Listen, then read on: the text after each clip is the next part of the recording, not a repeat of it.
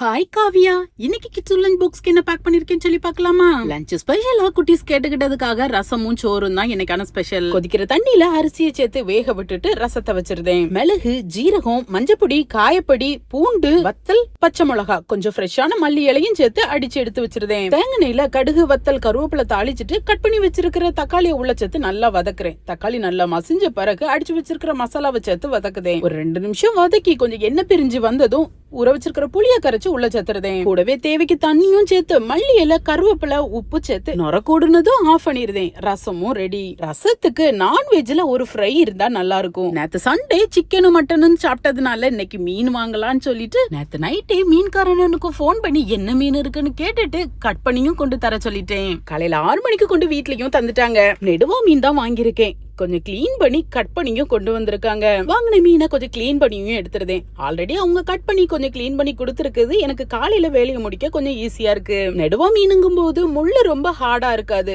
குட்டீஸ் கடிச்சு சாப்பிடுறதுக்கும் நல்லா இருக்கும். கிளீன் பண்ண மீன்ல மசாலாக்களை சேர்த்துடலாம். வத்தப்பொடி, மஞ்சப்பொடி, சீரகப்பொடி, தேவைக்கு உப்பு சேர்த்து நல்ல பெரட்டி ஒரு 15 நிமிஷம் ஓரமா வச்சிருந்தேன். 15 நிமிஷம் இல்ல, எந்த அளவுக்கு ஊறுதோ அந்த அளவுக்கு மீன்ல நல்லா மசாலா பிடிச்சுக்கிடும். என்னதான் நான்வெஜ் சைடுக்கு கொடுத்தாலும் ஒரு வெஜ்ஜும் இருந்தா நல்லா இருக்கும். லாங் பீன்ஸ்ல பொரியலும் வைக்க போறேன். கொஞ்சமா தேங்காய் விட்டு கடுகு, வத்தல், கருவேப்பிலை தாளிக்கேன். கிளீன் பண்ணி கட் பண்ணி வச்சிருக்கிற லாங் பீன்ஸையும் உள்ள சேர்த்து கொஞ்சம் ஜீரகமும் சேர்த்து கொஞ்சம் பெரட்டி விடுறேன். 3/4 பாகம் வெந்த பிறகு கொஞ்சம் உப்பையும் சேர்த்துட்டு முழுசா வெந்த பிறகு கையளவு துருவன தேங்காய் பூவையும் சேர்த்து பெரட்டி எடுத்துட்டோம். பொரியல் ரெடி. நெக்ஸ்ட் ஊற வச்சு மீனை பொரிச்சிடலாம். தேங்காய்ல கருவேப்பிலை சேர்த்து மிக்ஸ் பண்ணி வச்சிருக்கிற மீனை ஒன்னொன்னா பரத்தி வச்சு ஒரு சைடு குக் ஆனதும் மாத்தி போட்டு மீன் நல்லா வெந்த பிறகு ஃபைனலா ஒரு வாட்டி திருப்பி போட்டுட்டு மீனை வெளியில எடுத்துருதேன். மீன் ஃப்ரையும் ரெடி. இங்க சோறும் ரெடி ஆயிட்டு. ரசத்துக்காக சோறு பொங்கும் போது எப்பவும் பொங்குறத விட ஒரு கை அரிசி கூடுதலாவும் பொங்கணும். சோறை கொஞ்சம் கொலைய விட்டும் வடிக்கணும். இப்ப ரெடியா இருக்கிற சோறு கூட ரசத்தையும் ஊத்தி மிக்ஸ் பண்ணி டேஸ்ட் பண்ணி பார்த்துட்டு லஞ்ச் பாக்ஸ்லயும் பேக் பண்றேன். இது கூட தொட்டு கூட வச்சிருக்கிற மீன் ஃப்ரையும் பீன்ஸ் பொரியலையும் சேர்த்து பேக் பண்றேன். குட்டீஸ்க்கு பிடிச்ச மாதிரி ரொம்ப கம்ஃபர்டபிளான லஞ்சும் ரெடி. இப்ப 10 மணி ஸ்நாக்ஸ்.